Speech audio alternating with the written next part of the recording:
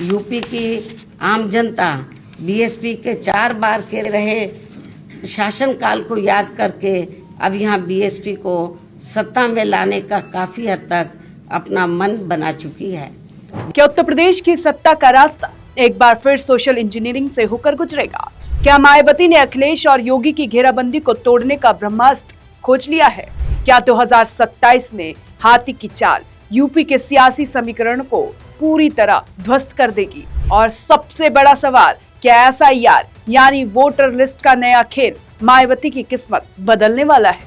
नमस्कार, आप देख रहे हो एनर्जी न्यूज। उत्तर प्रदेश में विधानसभा चुनाव भले ही 2027 में हो, लेकिन सियासी पारा आज से ही उबलने लगा है।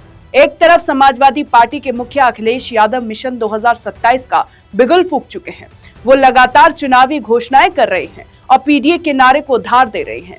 दूसरी तरफ बीजेपी सत्ता की हैट्रिक लगाने के लिए एड़ी चोटी का जोर लगा रही है। खुद मुख्यमंत्री योगी आदित्यनाथ मैदान में उतर चुके हैं और सपा कांग्रेस को महिला विरोधी बताकर फ्रंट फुट पर खेल रहे हैं। लेकिन इस बीच लखनऊ से लेकर दिल्ली तक सबसे बड़ी हलचल बहुजन समाज पार्टी के खेमे में है। क्या मायावती ने बीजेपी और सपा के बीच सिमटती यूपी की लड़ाई को त्रिकोणीय बनाने का प्लान तैयार कर लिया है? जी हाँ, बसपा सुप्रीमो मायावती अब एक्शन मोड में है। वो केवल बैठकें नहीं कर रही हैं, बल्कि उन्होंने उम्मीदवारों के चयन का पूरा आधार ही बदल दिया।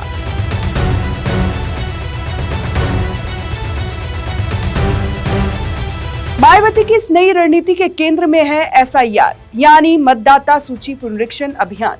क्या आपको लगता है कि मायावती इस बार टिकट देने से पहले आपकी कुंडली नहीं बल्कि वोटर लिस्ट की रिपोर्ट देख रही है? बसपा सुप्रीमो ने प्रदेश की 15,000 बूथ कमेटियों से सीधी रिपोर्ट मांगी है। क्या है इस रिपोर्ट में? इस रिपोर्ट में है पिछले कुछ महीनों में हुए वोटर लिस्ट के बदलाव का कच्चा चिट्ठा। मायावती इस बात का गहनता से आकलन कर रही है कि एसआईआर अभियान के दौरान किस विधानसभा में बसपा के समर्थकों के नाम काटे गए और कहां नए वोट जुड़े। क्या बसपा को डर है कि उनके वोट बैंक को साजिश के तहत कम किया जा रहा है? शायद इसीलिए मायावती ने साफ कर दिया है कि 2027 के चुनाव में उन्हीं नेताओं को तवज्जो मिलेगी जिन्होंने वोटर लिस्ट में अपने समर्थकों के नाम बरकरार रखने के लिए जमीन पर पसीना बहाया है।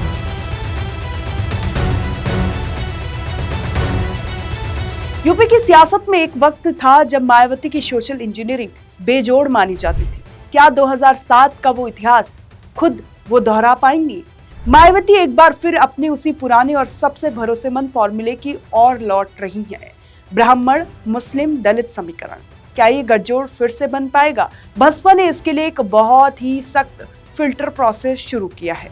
अब किसी भी सीट पर उम्मीदवार तय करने के लिए मायावती ने जोनल और मंडल कोऑर्डिनेटर्स की एक फौज तैनात की है। क्या है इनका काम? इनका काम है हर विधानसभा सीट से 4 संभावित उम्मीदवारों का पैनल तैयार करना, लेकिन यह चयन सिर्फ लोकप्रियता के आधार पर नहीं होगा। क्या उस उम्मीदवार की जाति का समीकरण उस सीट पर फिट बैठता है? क्या एसआईआर अभियान के बाद उस जाति के वोट बैंक में कोई बदलाव आया है? मायावती इन आंकड़ों की समीक्षा कर रही है।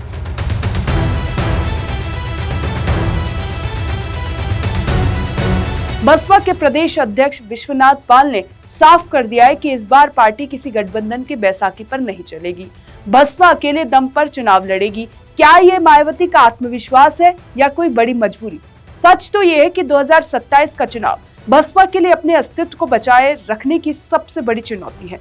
इसीलिए मायावती ने उम्मीदवारों के नाम का ऐलान समय से काफी पहले करने की रणनीति बनाई है।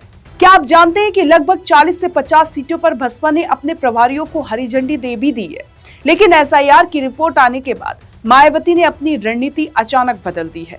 अब वो पुराने प्रभारियों के काम की समीक्षा कर रही हैं। क्या उन्होंने अपने क्षेत्र में नए वोटर बनवाए? क्या उन्होंने बूथ लेवल पर कार्यकर्ताओं को सक्रिय किया? अगर रिपोर्ट नेगेटिव आई तो बड़े से बड़े नेता का पत्ता कटना तय है।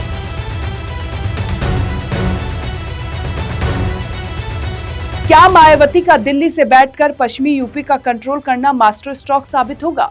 फिलहाल वो दिल्ली में डेरा डाले हुए हैं और पश्चिमी उत्तर प्रदेश के जातीय समीकरण को साधने में जुटी हैं।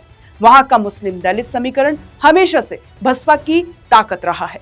क्या इस बार ब्राह्मण समाज फिर से बसपा के पाले में आएगा? मायावती बार बार अपनी बैठकों में 2007 के उस प्रचंड बहुमत का जिक्र कर रही हैं। उनका मानना है कि अगर दलित, मुस्लिम और ब्राह्मण एक साथ आ जाए तो बीजेपी और सपा का सारा गणित धराशायी हो जाएगा। अगर आपको भी यही लगता है तो आप हमें कमेंट कर जरूर बताएं और देखते रहें ONG न्यूज।